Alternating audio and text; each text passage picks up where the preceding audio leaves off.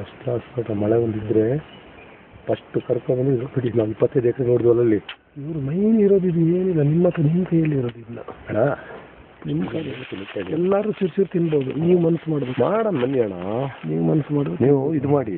ನಾವು ಇದನ್ನು ನಾವು ಇದು ಮಾಡಬಾರ್ದು, ನೆಗ್ಲೆಕ್ಟ್ ಮಾಡಬಾರ್ದು.